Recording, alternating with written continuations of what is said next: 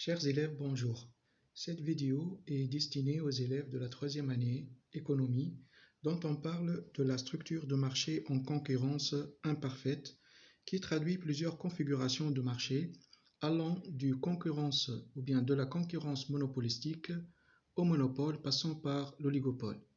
La première caractéristique, c'est le nombre des offreurs. Bien sûr, au niveau du monopole, il existe un seul offreur sur le marché, alors qu'au niveau de l'oligopole, on assiste à quelques offreurs de grande taille. Les consommateurs peuvent identifier tous les offreurs sur le marché.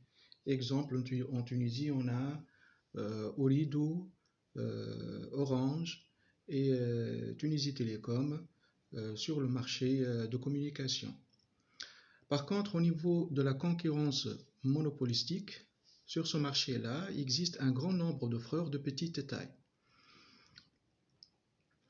La deuxième caractéristique, c'est la nature des produits offerts sur le marché. Pour le monopole, le produit n'a pas de substitut et n'a pas de concurrent.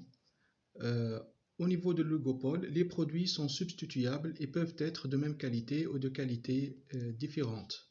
Par contre, sur le marché de la concurrence monopolistique, les produits proposés par les offreurs sur le marché sont différenciés de qualités différentes. Il est à noter qu'au niveau de la différenciation, il y a la différenciation verticale et horizontale. La nature de la différenciation peut être objective. Au niveau de la différenciation verticale, les biens appartenant à haute gamme et bas de gamme, dont les prix sont différentes. Les qualités des biens, bien sûr, les qualités des biens sont différentes.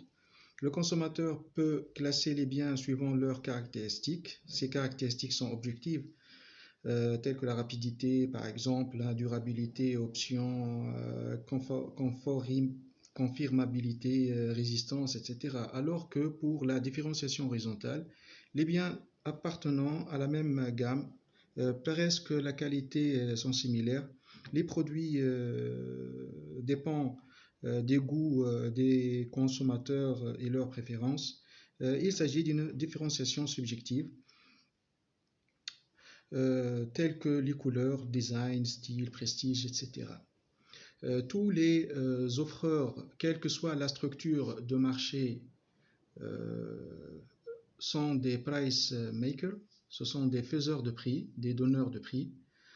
Pour la concurrence au niveau de la structure monopolistique, il n'y a pas de concurrence, absence de concurrence, puisque le monopole est seul sur le marché. Par contre, au niveau de l'oligopole, la concurrence dépend de la situation. Il y a deux situations, situation d'entente et situation de rivalité. En cas d'entente, les oligopoleurs forment un cartel et se comportent comme un monopoleur.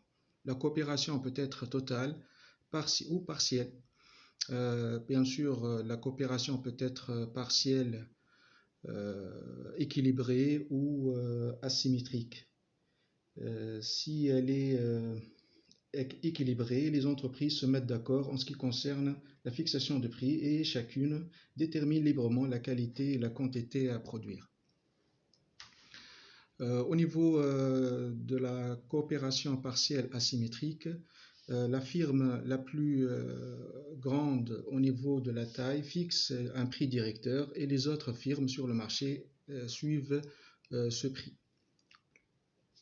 En cas de rivalité, chaque offreur cherche à accroître sa part de marché et la concurrence se base sur le prix et les quantités à offrir sur le marché. La concurrence se base plutôt sur la qualité des produits. Pour la concurrence monopolistique, chaque offreur propose des produits différenciés par la qualité, la technologie et la marque, la gamme, l'emballage, etc. La dernière caractéristique, c'est les barrières, l'existence des barrières à l'entrée et à la sortie. Pour le monopole, il y a présence de barrières naturelles, comme le contrôle d'une ressource rare, ou bien une barrière technologique ou une barrière légale. Légale, c'est-à-dire que le monopoleur est protégé par un texte de loi qui interdit toute entrée potentielle d'un concurrent. Au niveau de l'oligopole, présence de barrières qui limitent le nombre des oligopoleurs sur le marché de type naturel, comme le contrôle de ressources rares, ou bien de type technologique, où il existe des pratiques anticoncurrentielles, comme la publicité agressive et mensongère, les politiques des prix et les ententes. Par contre, au niveau de la concurrence monopolistique, aucune barrière imposée à l'entrée et à la sortie des concurrents, c'est-à-dire qu'il y a une liberté et une fluidité à l'entrée et à la sortie sur le marché. Merci et à la prochaine.